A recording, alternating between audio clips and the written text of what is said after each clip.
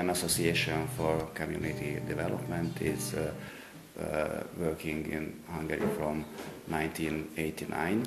It's a kind of community of professionals living in everywhere in the country.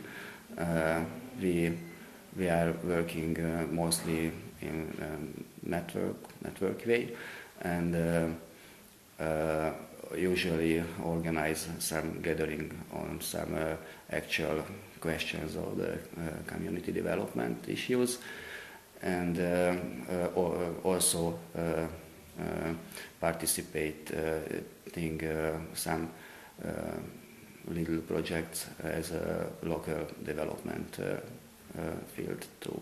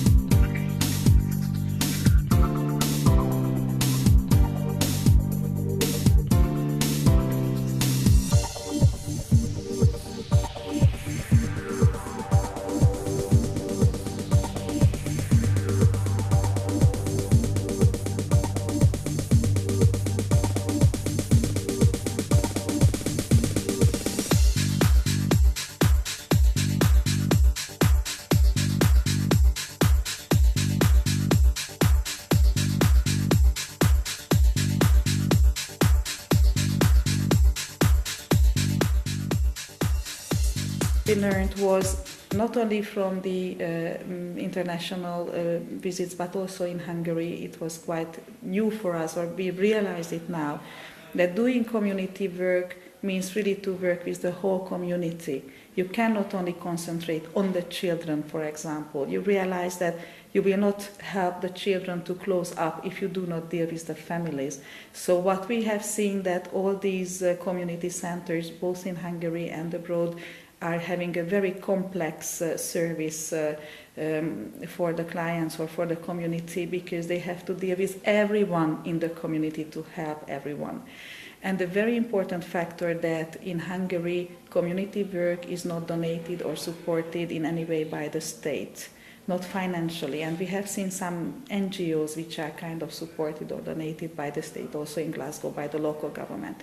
We don't have it. So in Hungary, these few community-based services or settlement houses we have visited are really based on the heroic work of those one persons who are really kind of sacrificing their lives to work for the community there.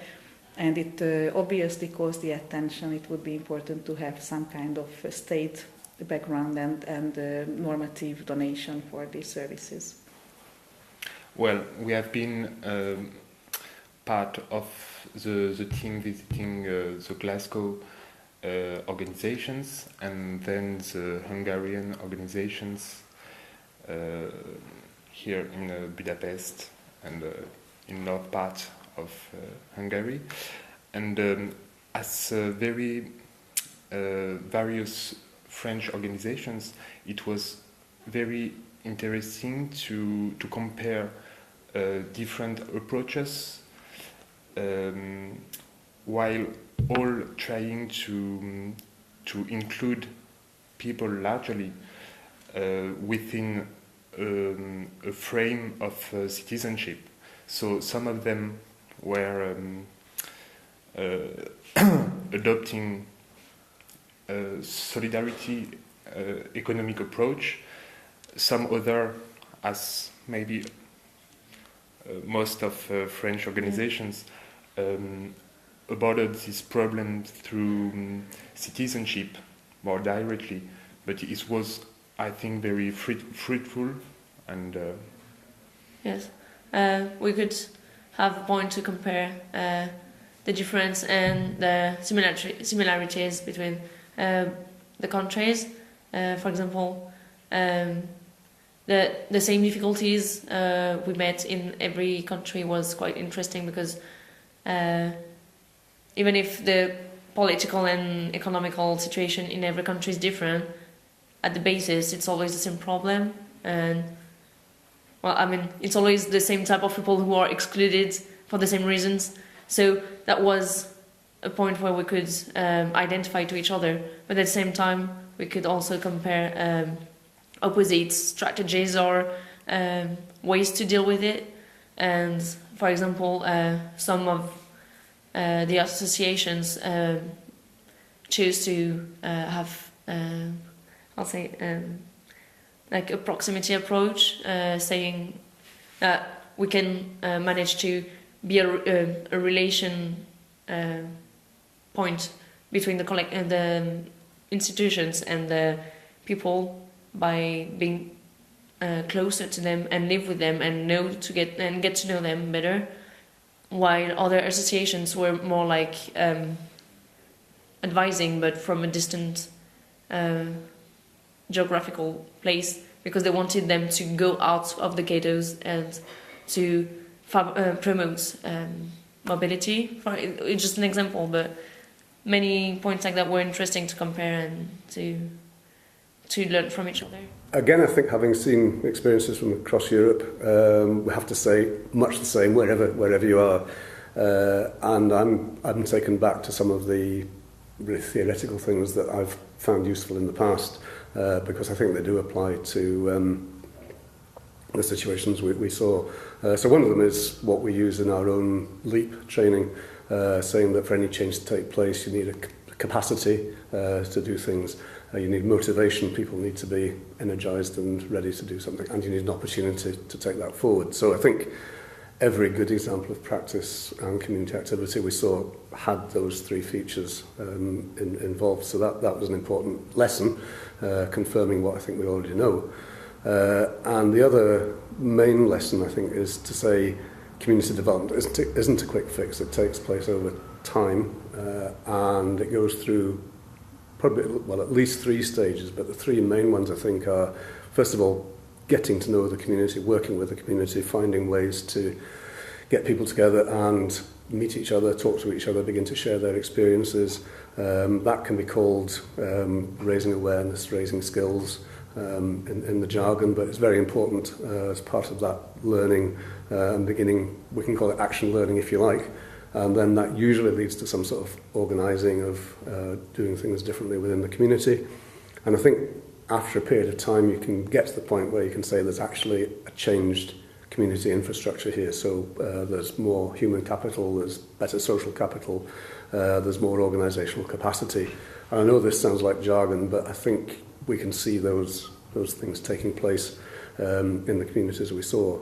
And I think once you've got to that point, communities can move on and they begin to engage more actively, more influentially in the wider world.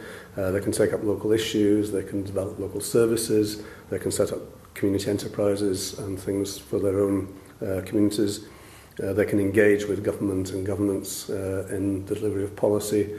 And at that point, they actually begin to change the way that government works and that policy works. So, in a sense, they come full circle from being nowhere to actually having a role in how things go forward nationally or even internationally.